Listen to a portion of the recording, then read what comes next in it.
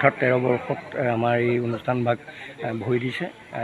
গতিকে আমি আচলতে আমাৰ আধা সত্ৰৰ মধ্যস্থলত অৱস্থিত টিনেন ক্লাব, এই টিনেন ক্লাবত এটা কটকী চুবুৰী বুলি আমাৰ চুবুৰী আছে আৰু তাতে গোটেই গোলাঘাট জিলাখনৰ ভিতৰতে গাড়ী চালক, মিস্ত্ৰী, ৰঙমিস্ত্ৰী, যোগালী পৰা মিস্ত্ৰী হৈছে, মিস্ত্ৰী পৰা ঠিকাদাৰ হৈছে, ভাবিব নোৱাৰি ৰাজমিস্ত্ৰী হৈছে।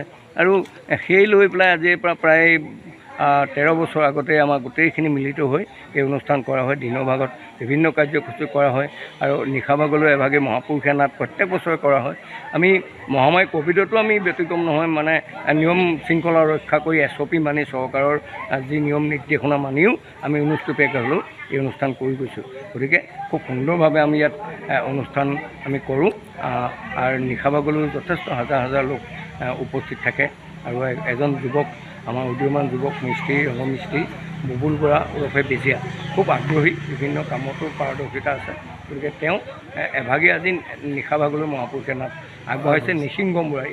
গতিকে আমি সকলোৱে সহায় সহযোগিতা কামনা কৰিছোঁ। আৰু আজিৰ তাৰিখত আমাৰ এই অঞ্চলতেই হওক নালাগে, গোটেই সমগ্ৰ এটা বৃহত্তৰ অঞ্চলত যি বাঢ়নি পানীয়ে দুৰ্যোগ নমাই আনিছে, তাৰ বাবেও যথেষ্ট অসুবিধা হৈছে। আমি এই চকতে তেওঁলোকে যিসকলে আজি এই পূজাত অংশগ্ৰহণ কৰিব পৰা নাই, তেওঁলোককো আমি আশীৰ্বাদ জনাইছোঁ, বিশ্বকৰ্মাই তেওঁলোকক যাতে উদ্ধাৰ কৰে। হয়, আধা সত্ৰ টিনেন ক্লাবত এইবাৰ ত্ৰয়োদশ বাৰ্ষিক আপোনালোকে বিশ্বকৰ্মা পূজা আয়োজন কৰিছে, কি ক'ব এইবাৰ? হয়, বিগত বৰ্ষকেইটাৰ দৰে এইবছৰো বিশ্বকৰ্মা পূজাৰ লগত সংগতি ৰাখি টিনেন সংঘৰ সমূহ ৰাইজ একত্ৰিতবৃন্দ হৈ আমি এইবছৰ বিশ্বকৰ্মা পূজা আৰু ৰাতিলৈ এভাগী মহাপুৰুষীয়া নাট ইয়াত মঞ্চস্থ কৰা হ'ব। ৰাইজৰ সহযোগত এইবাৰ আমি 13টা বৰ্ষ অতিক্ৰম কৰিছোঁ।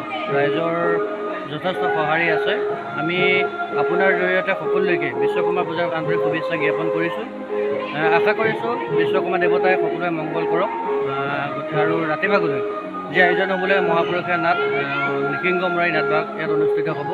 সকলো ৰাইজৰ উপস্থিতি আমি আন্তৰিকতা কামনা কৰিছোঁ। হয়, আৰু বিভিন্ন অঞ্চলৰ পৰা ইয়ালৈ ভক্তপ্ৰাণ ৰাইজ আহে আৰু লগতে এক দিহানাম বিশেষকৈ কিশোৰীসকলে অনুষ্ঠিত কৰে, কেনেকুৱা কি ক'ব?